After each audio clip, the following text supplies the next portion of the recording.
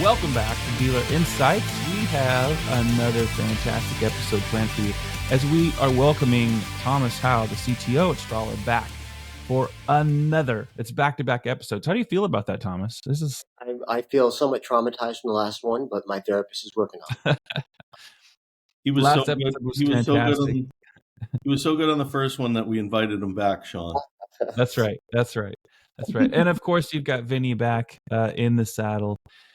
For those of you that consume this podcast on a regular basis, or you see a lot of the content that we chop up, you know that it is rooted in automotive BDC, but you probably also know from a few of the episodes that we've recorded and published in the last year, and definitely from last month's episode, that Strolid is beginning to introduce a lot and share a little bit more, opening the doors, popping up the hood to show you what they've been doing in technical development.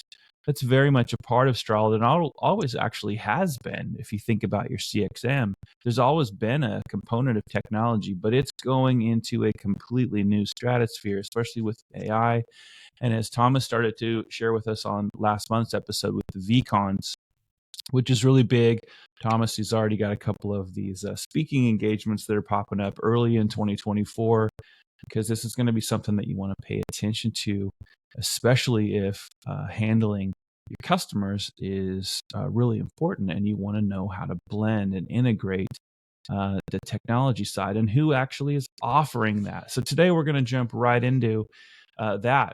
Think about it as a not later. How can we further revolutionize the speed and the real-time nature of lead conversion? So first place I want to start with you guys today is let's help the audience kind of understand the problem or the challenge. So either one of you can go first, but can you help by just kind of describing how just responding to those leads that are late and that inadequate type of follow-up affects the sales outcome? It seems like it might be one-on-one to some people, but just give us a little bit of foundation of that.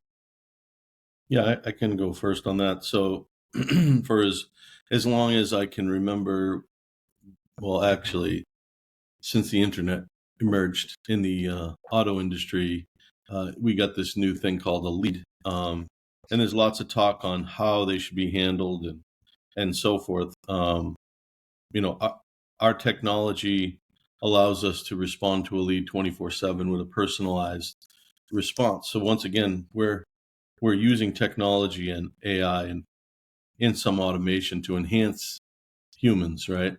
So we built the CXM platform. Why? Because it's pretty obvious. The quicker you respond to a customer, more likely you have to convert them to an appointment or a car sale, or in any industry. I mean, it could be the medical industry, the dental industry, the hospital industry. When you call somewhere and they pick up right away, or they respond through text or email quickly, it basically tells you that the business cares about you. And that that's the part that AI doesn't understand, is that human empathy and the connection that you get with a customer by responding in a professional manner and addressing their questions and concerns. So we have the CXM technology, and we obviously we list priorities in the BDC. So the first priority for a BDC advisor for us is to pick up the phone when it rings. And I know that sounds funny, but a BDC is not a call center. Everyone calls it a call center. Thomas and I were talking about this the other day. Not a call center. It's really, we're like remote car salesmen or sales people. And so what do I mean by that? Well, phone is the second best lead you have to a walk-in showroom visit, because they're showing an immediacy to need to speak to somebody. Otherwise, they would just chat or fill out a lead form. So we prioritize that as well. 2-3 rings or less, we want to make sure we pick up the phone. Not something a dealership can do all the time, and it's not always easy. The next is to call the new lead and text the new lead. And we have the ModCom team who emails the new lead. So all three of those communications are being done simultaneously. Well, actually, we text first, then call. And the reason we do that is because when we text first, the customer recognizes the phone number. So when we call, they have a better chance of picking up. There's a little tip for all the people out there running BDCs, but we text first, then call. And then obviously we do priority follow-up next, which is customers that we were engaged with, that we either had an appointment or we didn't. And then the next is just overall follow-up. So that process right there that I just explained was something that we've been doing for years. The challenge for us is, are we doing it right? What are the customers saying? Are we always giving them the right answers? Are we always doing our job properly? Or are there other problems within those conversations, like inventory or credit and other things? So when Thomas decided to partner up with us, because Thomas is a partner of mine, the first thing I said to him is, we have to understand what's going on in these conversations. Because we can do all these things right and still not get the result we're looking for. And why is it? Why aren't we getting the result we're looking for? And there are reasons. And there are reasons that I think most car dealers want to know what those reasons are. So Thomas, you can take over from there if you'd like. But that's what I would say about it. Yeah, for sure. And I would emphasize everything Benny just said. And I would also point out that, if you to think about from a technical perspective, what we're trying to address here is how quickly can we get to the customer? How quickly can we get their questions answered? And the way of unlocking a lot of speed is to know. So as Benny was saying, we now see a lot of things in the conversations that we didn't see before, and some of them do slow up the business process, either because we didn't know something was happening, or we can know more than we did. So I'm just give you one quick example. In the for those of you who are watching this who are outside the automotive industry, a TO is something which refers to a turnover where we have a question that a customer is asking us, that we bring it down to the dealership and say, we need this answered for us. That's a delay in the communication. We want to avoid TOs. We want to make sure that we can get the right answers to the customer when they ask the question. The ability to really understand and have much more access to the data that's happening in the car store and on our own team allows us to have answers faster. And faster answers means less TOs, means more conversions, more engagement, less time to wait, less time for that deal to go cold. Yeah, so there's definitely some of these common reasons that are some which are human and some are technical that are really behind why there might be a delay. And the traditional sales models that dealers operate with, are hindered by those things. And here you guys are.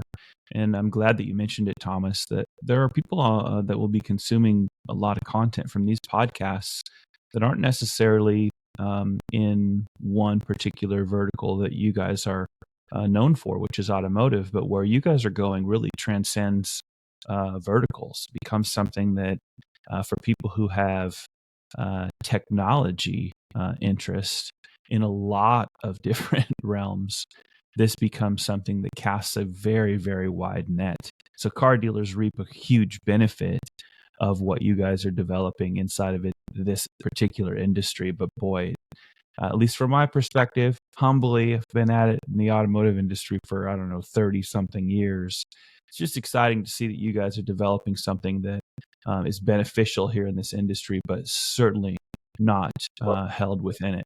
And let me just emphasize something about that. This is more than something which is benefiting this industry. This came from this industry. And there are a lot of people who will tell you that automotive tech might not be to the same level as other tech. Well, I'll tell you, in this case, it is. This is a case where this isn't just in our little vertical. It's hitting the world in a lot of amazing and unexpected ways. And I just give you one quick example of that, just to emphasize it. So one of the people who are involved with the Beacon standard is also responsible for designing and being the architect for a lot of the 911 systems, the emergency services systems around the world. And so they're looking at the Beacon spec as being the ability to take a conversation to the point where it's had and send it to the ambulance, send it to the hospital, send it to the first responders. So the people who are involved in the emergency are using beacons to gather the conversations that they're having so they can be smarter. Just imagine that in a hurricane. Imagine that in a mass shooting. And we didn't think about that. It's nothing to do with our industry, but that's a great example of how great things are happening that we didn't predict. So it was really, really exciting. Yeah, that's such a great point, Thomas, because, and Vinny, you and I have talked about this over many years of friendship, knowing each other in this industry. There have been so many, and it still happens. Like it's almost like the lather, rinse, repeat, where someone who typically has zero retail automotive experience comes up with some almost time. They manufacture a problem that a dealership doesn't really have, so they can build a technical solution to said problem. And Thomas, what you're talking about is, I don't think it would be a stretch to say it's much more of a universal set of problems that what you guys happen to be developing inside of automotive addresses far. That's why this casting this wide net, but it's because it isn't, well, we've figured out how to manufacture a problem for a specific niche industry so that our little technical solution is like the cat's meow, when in fact the problems here certainly exist within the dealership realm and in the automotive realm, but they are so far reaching beyond that. And I think that's what makes this exciting for you guys. You guys are going to be talking to a lot of people beyond just the car business. I know that you already are, but it's going to continue to grow that way, and that's pretty exciting. Can I just blow some smoke up the skirt for a second, because I think it's important. Yeah, it's a good time of year for that. Yeah, I think one of the beautiful things about the automotive market that is not true about other markets is a real commitment to getting a problem solved. Like Vinny was really clear, and he was really right about all the value and information that exists in conversations, but also the entrepreneurial spirit that said, we're going to try, we're going to roll this dice. We don't need to have the business case yet because we know it's a real problem. So let's solve the problem and see what business cases come from it. And that kind of entrepreneurship and research and guts is something you'll find in our customer set, which I love. Yeah, I think that's a great point. Well, so tell me a little bit about like your approach, like Strolid's approach around, that real-time conversion, and how it's really that the difference, and maybe kind of where you're headed on that in comparison to a conventional method. Yeah, I want to just, I apologize. I had myself on mute. I was trying to say something, but if you look at, I mentioned earlier, the BDC is in a call center, although people call it that, right? Salesforce is a CRM company, yet Salesforce didn't invent the CRM. But they had to build a system around Salesforce, right? That's their name, to drive sales, to drive revenue. And so BDCs were put in place to drive revenue and to help touch customers and all this different. Over the years, the tech has evolved, and to Thomas's point, one of the greatest things about car dealers are they are true entrepreneurs, and they run their own business and so forth. So they had to tackle all of these new technologies that came out. And what I saw was a lot of work that the technology caused to try to get an outcome. And, frankly, it's been frustrating over the years up until now, because all of that technology created other jobs and other positions and other work, but yet the results weren't always better. And it's like, what the heck are we doing?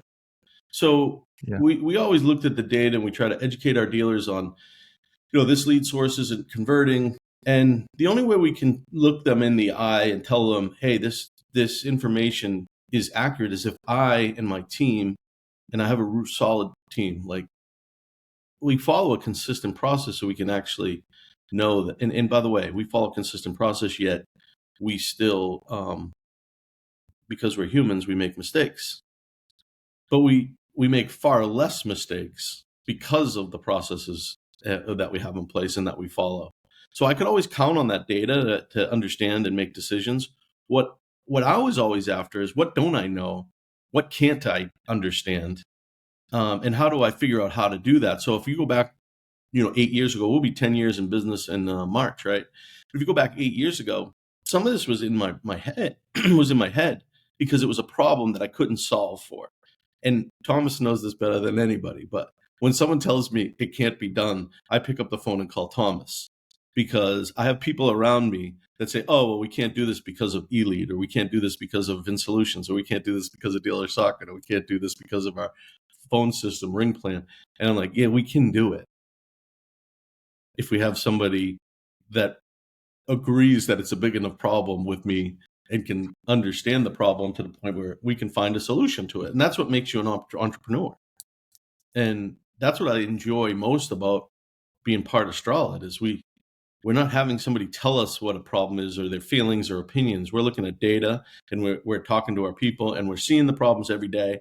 And now we have the perfect sandbox to go in and fix these problems and actually make it easier for our people and take the technology somewhat out of the way so they can do their job, which is talk to a customer, not spend all their time clicking buttons and making sure their notes are proper, which no BDC agent has ever in my life wrote proper notes after a conversation. Heck, like, we have Otter and all these other tools to do it for us because we never remember what the heck happened when we were done talking. And then you expect somebody to type it down. Well, we have the ability now to summarize that conversation and dump it into the CRM. And that's what happened. We have some really exciting stuff coming. One of them, I just want to mention, Thomas, real quick, is the Elasticsearch. Like, not only do we have all these conversations transcribed and stored, but now we can search for certain keywords within those conversations. Show me all the customers that called on a Toyota Camry. Show me, pull this customer up, put a phone number in, and boom, the conversation comes up, or all the conversations we had with that customer comes up. Stuff like that is really exciting to me, and it's stuff that a lot of people would have told me it can't be done. Yeah. And so that's what I get excited about, right? Yeah. A little bit of a buried lead there. I think very smart move in bringing somebody who is not immersed, drenched, and pickled already by one industry, being the car business, and bring Thomas into, because it's such a refreshment of perspective for somebody. Sometimes it's really great to have tunnel vision when you're focused on something, even deeply niched inside of an industry. In your case, the problems that you're solving and the way I know on camera you won't see me like tunnel vision this, but the problems you're solving are so far beyond one industry that how are you going to actually find all of the success that you should achieve if you have somebody that only sees it from inside of one industry because they don't know any other? And I think that's it's one of your superpowers. So I think that's to me, that's exciting. And I think for people who are in the automotive industry and they hear you guys starting to talk about things, everyone's talking about AI, but you guys are really specifically talking about it in a way that's tactical. That's where you're already executing and where you're going, and there's so much more to it. So it's exciting times. I wonder if you guys would share a little bit around that synergy around, we talked about this a little bit in the previous episode around just the, human nature of things. And then when AI comes in, how do you bring empathy into that? Right now, as you guys think about this, how are you guys thinking about AI in terms of its assistant with your human side of agents and when they're engaging with prospects instantly? Like what does it do for speed, that instantaneous side? I'd just be quick, and Thomas has more to say about this, but the empathy piece is a direct reflection of me being able to put myself in your shoes, Sean, as a customer. And so how do you expect a brand new green pea salesperson or even a veteran salesperson to empathize with Sean Rains when we just met, right? So there's lots of ways we can do that now. One is obviously look at historical information. But we also have data on customers like Sean that ask the same questions as Sean, and we could do better training with our people to help them understand how to handle a situation or handle a customer like Sean and things like that. So that's what we mean by enhancing humans, not replacing them. It's not fair to ask a brand new salesperson, to understand Sean. Like, I do a better job than a Greenpeace salesperson because I've spent a lot of years talking to different people, customers, dealers, GMs, owners, dealer groups and things like that. So I have that, knowledge, and we're trying to enhance that so that our people know exactly how to handle situations at that time. So, for example, you've called maybe this is the third time you call in, and I pick up the phone, Sean, and I say, "Oh, Sean, I see that you called us last week. Did we get you that information we said we were going to get you? Oh, yeah, you did, but I'm calling back and blah, blah, blah." Doesn't that feel better than, "Who are you and what's your name? Could I get your phone number? Let me ask the same questions that I've already answered 15 times." That's frustrating, right? So that form of empathy and relationship building is really what we're talking about. It comes from, being familiar with the person on the other end of the phone. Exactly right word. Exactly right word. I mean, that whole idea of being familiar and having knowledge and knowing what happened is really the thing that has to be before you can have empathy. You have to understand. You have to know what they've gone through, and that the thing about AI is, and Mark Hasselman gave us this way of looking at it, and I'm so grateful for it, that AI is scalable when people aren't. And sometimes it means we have 1,000. We can't listen to all the phone calls. We have AI listen to the phone calls for us, right? That's a good example of that. Well, here's another example of that. I've just started a conversation with you, but I have never talked with you personally before. But you've talked to my company a lot.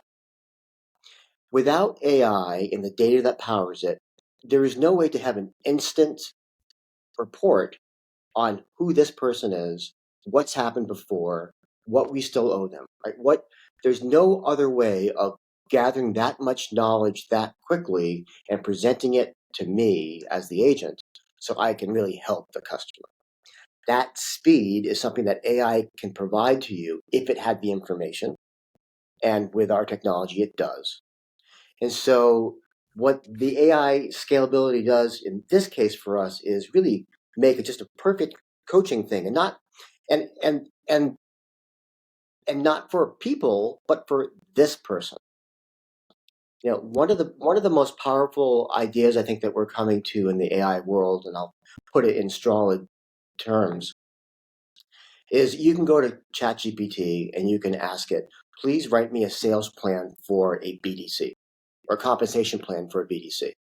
And we'll write a compensation plan for a BDC and it'll be pretty darn good. But now we can say, write me a sales compensation plan for my BDC. And the difference is, when I say my BDC, here are my agents, here's what we're talking about, here's our volumes, here's the mistakes we're making. It can answer a question specifically. For the customer, I have to say, well, what do customers want? I say, what does this customer want? And when I tell you what this customer wants, that's the speed that AI gives to us to have the empathy and understanding and answer the questions and help that customer right now. Mm-hmm. I'll give you an example, Sean, of a mistake we made recently, and I'm not ashamed. We're human, so we make mistakes. But I had a dealer call me out because we had a call on Friday, and the customer asked for a call back after 5. Well, guess what we didn't do? Call them back after 5. In our new world that's coming rapidly, that isn't going to happen because the system is going to tell us, here's a customer that needs to be called at 5 o'clock. And no one has to remember that or to type in a follow-up time and then hope that they remember. I used to do a stand-up routine when I used to train at dealerships that, you want a BDC answering the phone calls, because I was the sales guy who would take a phone up, write the customer's information down on a piece of paper, stick that piece of paper in my pocket, and another customer walks up to me, wants to buy a car, and guess who I forgot about? The guy that I was supposed to call back. And I go home at night and I pull the paper out of my pocket and go, oh shit, I forgot to call this customer back. And of course we have CRM and all that, But I think this NADA stat was 22% of all customers that call a car dealership get logged by salespeople. Another reason why you want to use a BDC. They're spending so much money on advertising, and we're letting that just fall through the cracks. And it does, even with a strong process like Strolid has, we miss stuff because we're humans. And I can tell you, it's an ongoing battle for 27 years I've been in the business trying to train a team and get everybody to do things the right way over and over again. It's not easy. But a lot of times it's not their fault either. Sometimes it's overwhelming. They got too much going on. Something happens.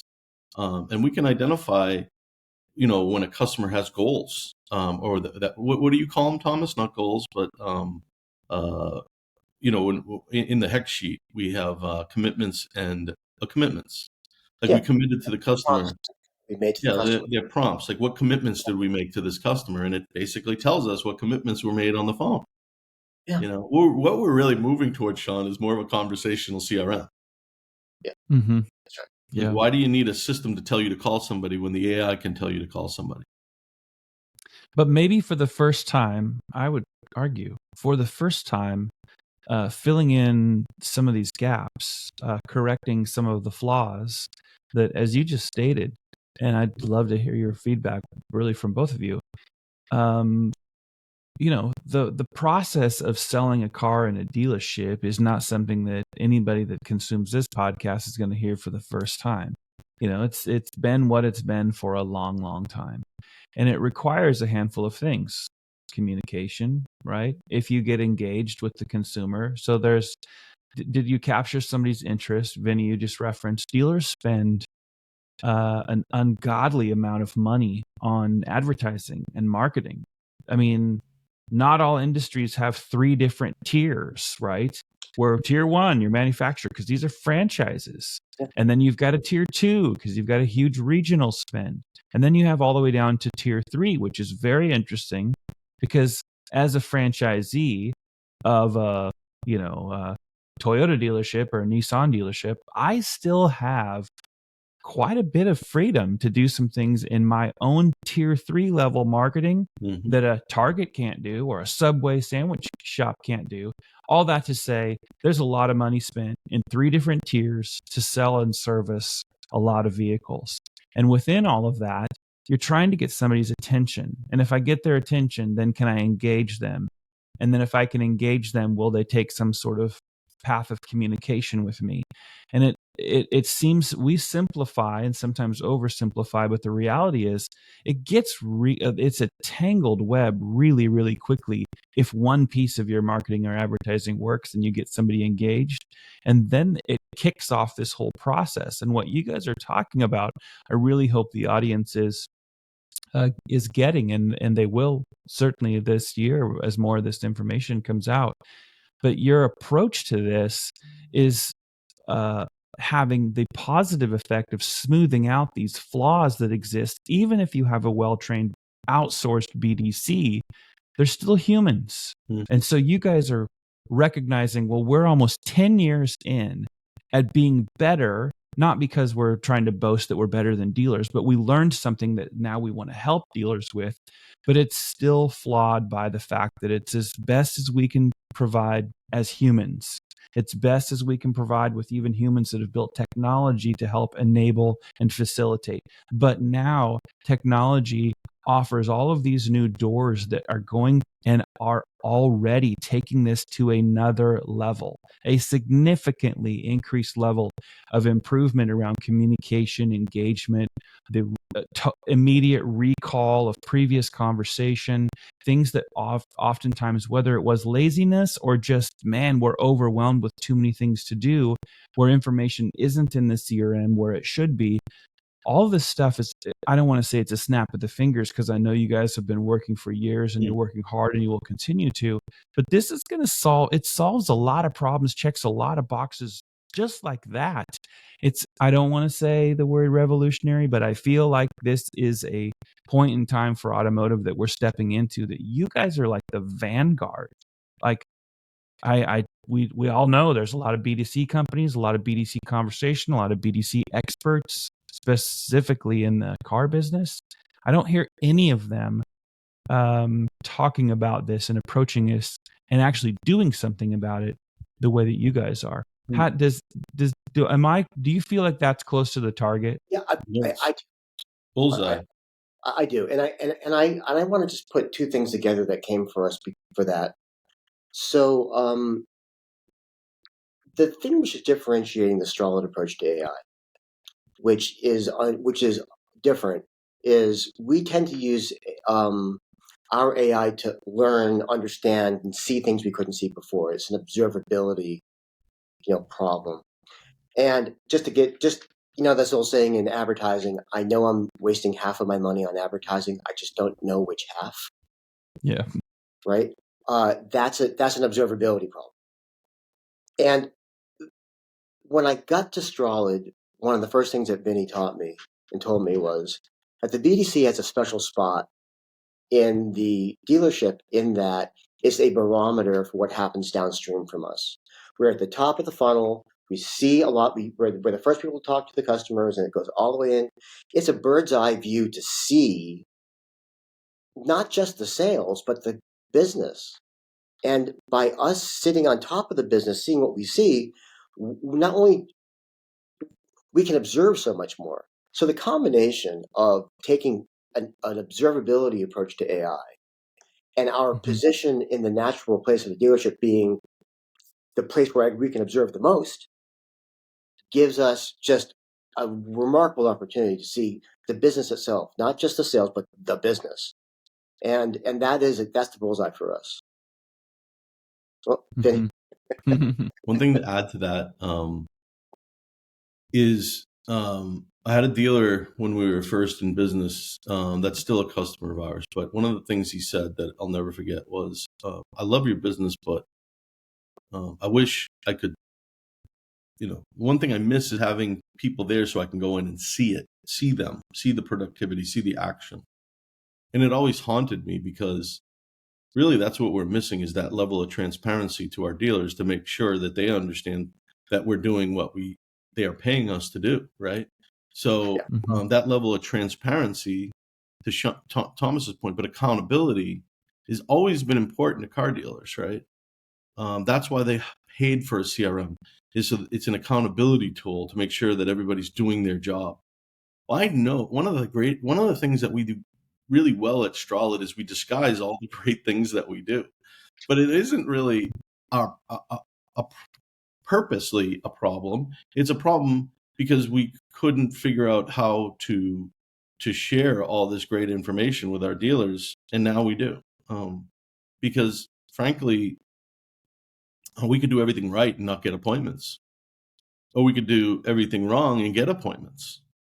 And so how do we, we're really making decisions on the end result, which is the sale, instead of what's actually happening.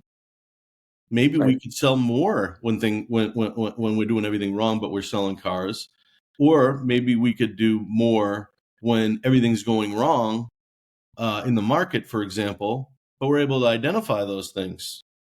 An example would be like, whoa, you're getting all these leads, but we're not getting appointments. Well, did you know out of the 300 leads you got, 150 of them were for a car that you have a year wait on? Like, they don't necessarily know that. But we do. And I don't know that really without digging through a lot of data, but I can find that. But we're adding a level of transparency is the best way to describe what we're doing. We had some anxiety early on as we started to look at the conversations and understand stuff, and Vinny would be like, do we really want our customers to see? Because not only were we providing transparency for what we were doing, we were providing transparency for what they were doing. And so in the result of observing us, we were also observing them. And Vinny's like, do you really think people will be happy when they know all the junk that's happening? I'm like, well, if they want to fix it, they'll be happy.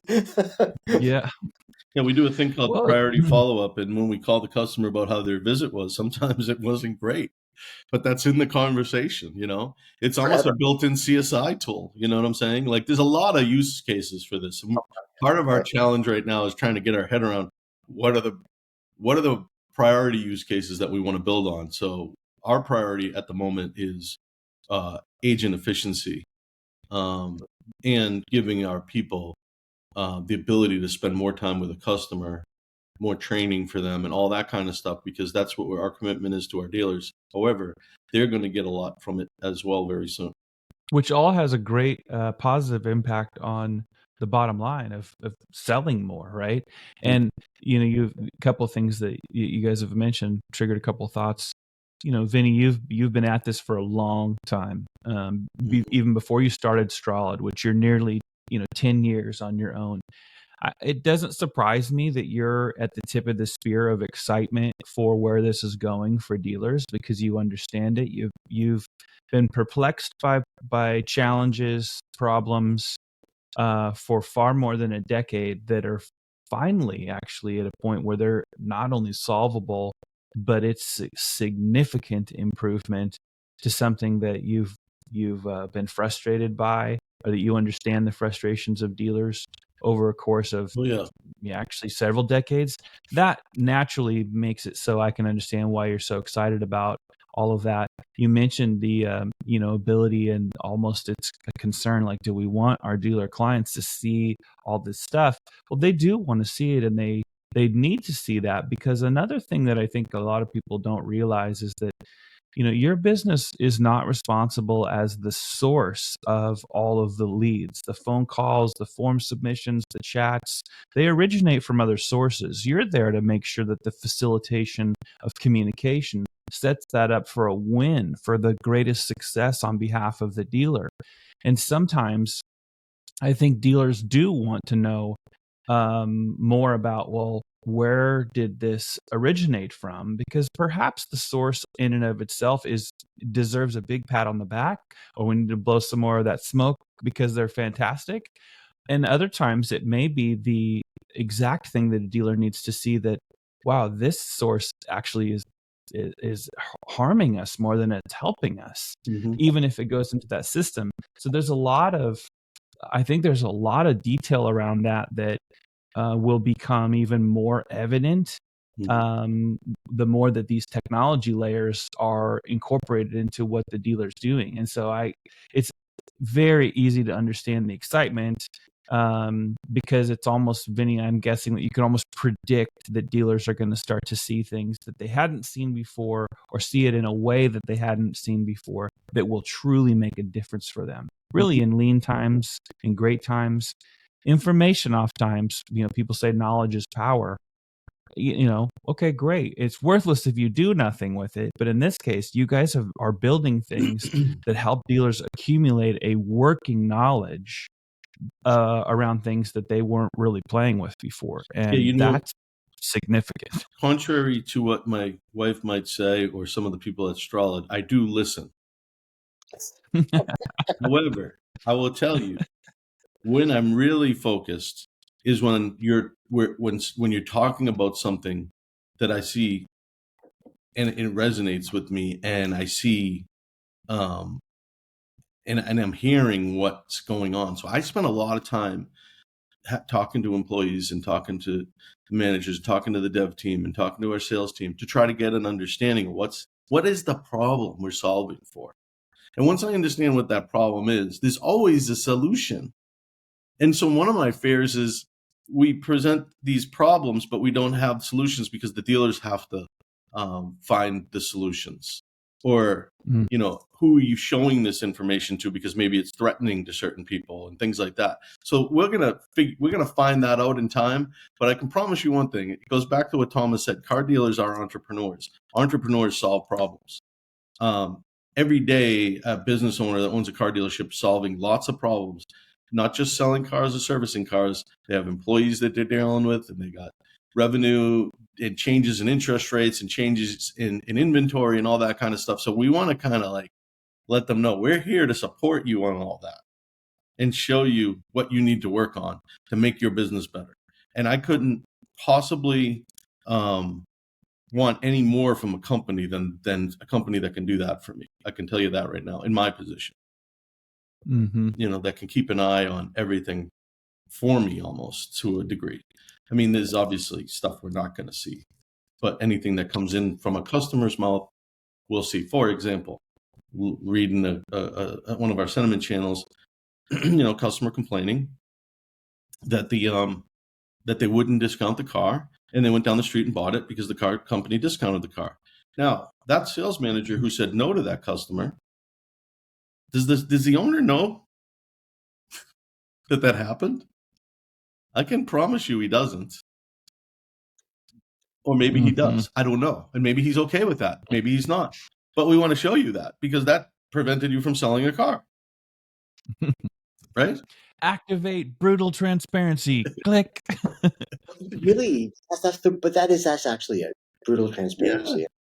Yeah. And that is actually kind of what we're being faced with. Like, yeah, we see a lot of stuff. You don't want to see it. Don't look, but it's there. No, I deal with it internally in my own business. Like, I don't erupt every time someone makes a mistake, but I want to know so I can fix it. This is one of my predictions about one of the impacts that we're going to see in dealerships, but in every business who is going down this path. That if a business decides to actually listen to the customers, as Strolid is, it will be such a experience differentiator that consumers will quickly understand which companies listen to them and which ones don't. And that sounds harsh because it is harsh, and it's going to be actually real. That as a company, you'll have to decide, are you willing to listen to your customers or are you not? Yeah. And I'll give you another example of that. You ever been to a restaurant and you know that the waiter or waitress is very apathetic and doesn't seem to give a crap? Like, do you think the owner of that restaurant knows that that's happening? Or maybe they do and they just, whatever. Maybe they're apathetic themselves. But it's like, I sit there and wonder, like, do people who run this company actually know how they treat customers? Because I wouldn't take it running my company if I saw that. As a matter of fact, one of the things we train on heavily is you can't work here if you're not friendly.